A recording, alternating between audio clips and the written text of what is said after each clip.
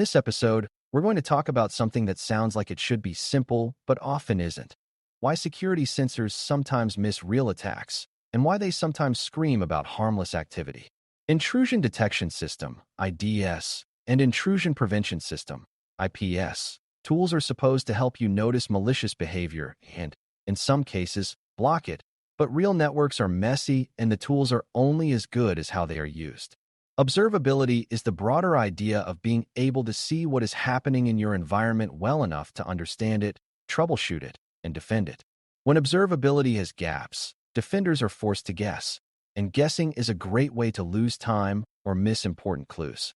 The good news is that many failures in IDS, IPS, and observability come from a few predictable causes: rule quality problems, bad placement, false positives that bury the real signals, and coverage gaps where traffic or events simply aren't being observed.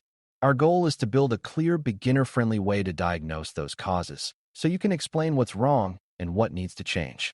Before we continue, a quick note. This audio course is a companion to our course companion books. The first book is about the exam and provides detailed information on how to pass it best. The second book is a Kindle-only ebook that contains 1,000 flashcards that can be used on your mobile device or Kindle. Check them both out at cyberauthor.me in the Bare Metal Study Guide series. A useful first step is to understand the difference between detection and prevention, because that difference changes how you judge success. An IDS watches traffic or activity and produces alerts when it thinks something suspicious is happening, but it does not stop the traffic by itself.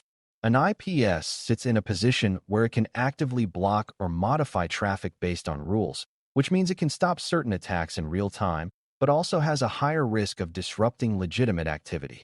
Observability is not a single tool, but the combination of sensors, logs, telemetry, and context that helps you turn raw events into understanding.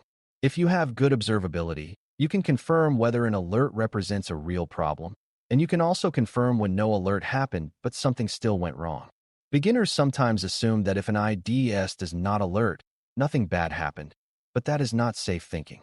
A silent sensor can mean everything is fine, or it can mean the sensor did not see the traffic, did not have the right rules, or did not understand what it saw. So the first mindset shift is to treat sensors as fallible observers, not as perfect judges. Rule quality is often the most immediate cause of noisy or blind detection, and it starts with what a rule is actually trying to match. Many IDS and IPS rules look for patterns that are associated with attacks, such as suspicious protocol behaviors, known exploit signatures, or command and control indicators. If the rule is too broad, it matches normal behavior and produces lots of false positives. If the rule is too narrow, it misses variations of the attack and produces false negatives, meaning the attack happens without an alert. Quality also includes context, like whether the rule is relevant to your environment's actual technologies. A rule for a service you do not run may create noise without adding value, and a missing rule for a service you do run can create a dangerous blind spot. Beginners should also understand that rule sets age, because attacks evolve and environments change, so a rule that was useful last year might be noisy or ineffective now. Improving rule quality is therefore a process of alignment. The rules should reflect current threats and your actual assets. A practical way to think about rule quality is to imagine a smoke detector that is too sensitive or not sensitive enough. If it goes off every time you make toast, people will eventually ignore it or disable it, which is worse than having no detector at all because it creates false confidence. If it is not sensitive enough, it may not trigger until the house is already on fire. Security rules are similar because they must find a balance that produces actionable signals without overwhelming defenders. That balance depends on the environment's normal behavior, which is why baseline knowledge matters. If you do not know what normal traffic looks like, you cannot tune rules effectively, and you will either accept noise or miss threats. Rule quality also depends on clarity of what the alert means, because an alert that says suspicious traffic without any detail is hard to act on. So part of fixing rule quality is ensuring rules produce alerts with enough context to support a next step, such as identifying the source, destination, and suspected technique. Placement is another common cause of IDS and IPS failure, and it is surprisingly easy to get wrong because modern networks have many paths. If a sensor is placed where it does not see important traffic, it cannot detect attacks in that traffic, no matter how good the rules are. In older networks, placing a sensor at a central gateway might capture much of the traffic, but in modern environments, traffic may flow east-west between internal systems, between cloud workloads, or between remote users and cloud services without passing through a single choke point. Placement also matters for performance, because a sensor placed in a high-throughput path might drop packets or miss details if it cannot keep up. For an IPS, placement is even more delicate because it sits inline, meaning it can become a single point of failure if it is overloaded or misconfigured. Beginners should learn to ask, what traffic does this sensor actually see, and what traffic does it miss? That question alone often explains why attacks were not detected or why alerts seem inconsistent. Another placement issue that shows up often is encryption, because more and more traffic is protected by TLS, and sensors cannot inspect what they cannot see. If a sensor is watching encrypted traffic but has no way to access the decrypted content, its detection may be limited to metadata such as destination, timing, and certificate information.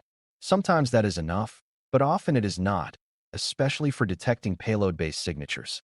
This can create a gap where defenders assume the IDS is inspecting traffic deeply, but in reality, it is only seeing outer wrappers. A beginner-friendly way to understand this is to think of listening to a conversation in a language you do not understand. You can still notice who is talking and how often, but you cannot understand the actual words. Fixing this gap can involve shifting detection approaches toward behavior and metadata, placing sensors closer to endpoints where data is available, or using other telemetry sources that capture relevant events. The key is honesty about what visibility exists, because pretending you can inspect encrypted content when you cannot leads to blind spots. False positives are a major operational problem because they consume attention, and attention is one of the most limited resources in security. When an IDS generates too many false positives, the team spends time triaging harmless events, and real attacks can hide in the noise. False positives also damage trust in the detection system, because people start assuming alerts are wrong. A beginner should understand that false positives can come from rules that are too broad, but they can also come from normal business activity that looks suspicious without context. For example, legitimate vulnerability scanning, software updates, or backups can produce patterns similar to malicious scanning or data transfer. Fixing false positives is not just about turning off rules. It is about understanding why the rule triggers, and then adding context to differentiate benign from malicious. That might include refining thresholds, adding exceptions for known safe sources, or adding additional conditions that must be met before an alert is raised. The goal is to keep sensitivity where it matters while removing the constant distractions. One important misconception is that reducing false positives always makes detection weaker, but that is not necessarily true when done thoughtfully. If you remove noise, defenders can respond faster to what remains, and the overall security outcome improves. The trick is to reduce false positives without creating new false negatives, which is why tuning should be based on evidence and careful observation. A safe approach is to examine a sample of alerts, classify why they are happening, and identify patterns that represent normal behavior. Then you adjust rules to account for those patterns while still catching abnormal versions of the behavior. For example, if a rule triggers on file transfer activity, you might tune it to focus on unusual destinations, unusual times, or unusual volumes rather than every transfer. Beginners should also learn that some false positives are unavoidable, and the goal is not zero, but manageable. A detection system that produces a small number of high-quality alerts can outperform a system that produces thousands of low-confidence alerts. Coverage is the bigger concept that ties everything together, because coverage is about whether your detection strategy actually spans your assets, networks, and workloads. You can have excellent rules and a well-placed sensor, but if some parts of the environment have no sensors, no logs, or no telemetry, those areas become hiding places. Coverage gaps happen when new systems are deployed without integrating logging, when cloud environments are treated as separate islands, or when remote access changes how traffic flows. They also happen when endpoints are not running the necessary telemetry agents or when servers are treated as too sensitive to monitor. A beginner-friendly way to see coverage is to imagine trying to secure a building with cameras, but leaving some hallways without cameras. An attacker will choose the hallway without cameras, not because it is clever, but because it is unobserved. Fixing coverage means identifying what is unobserved and deciding what signals are needed to make it observable. Sometimes that means adding network sensors, but often it means collecting endpoint telemetry, server logs, and identity signals that provide a more complete picture.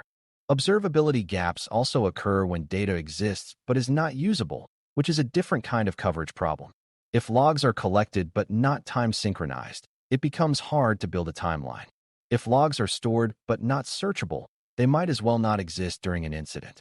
If data sources use inconsistent formats or lack key fields, correlation becomes weak.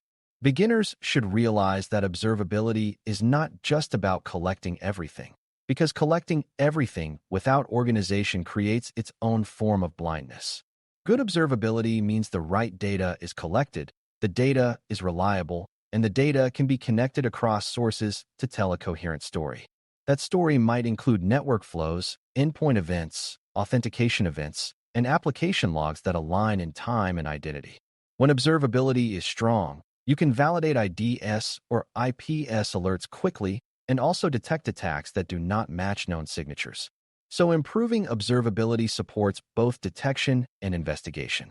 A practical troubleshooting mindset for IDS, IPS, and observability problems is to start with what you expected to detect and then ask what evidence would prove the system was capable of detecting it. If an attack happened and there was no alert, you ask whether the relevant traffic passed the sensor, whether the sensor could inspect it, and whether a rule existed that would match it. If there was an alert but it was wrong, you ask what the rule matched, what normal behavior caused it, and what additional context could reduce the noise.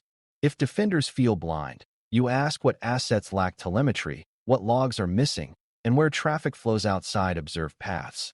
This mindset keeps you from defaulting to blame, such as blaming the tool or blaming the user, and instead focuses on verifiable capability. It also encourages incremental improvements, because you can fix one gap at a time and measure the effect. Over time, this becomes a disciplined practice. Define what you want to detect, ensure visibility exists, tune rules for quality, and confirm coverage across the environment. It is also important to discuss the trade-offs between IDS and IPS, because placing a prevention system inline introduces both security benefits and operational risks.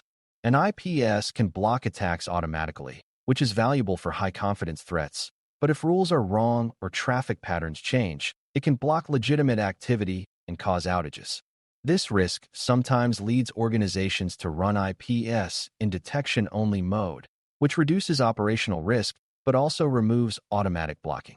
Beginners should not see this as a failure, but as an engineering choice based on risk tolerance and confidence in rules.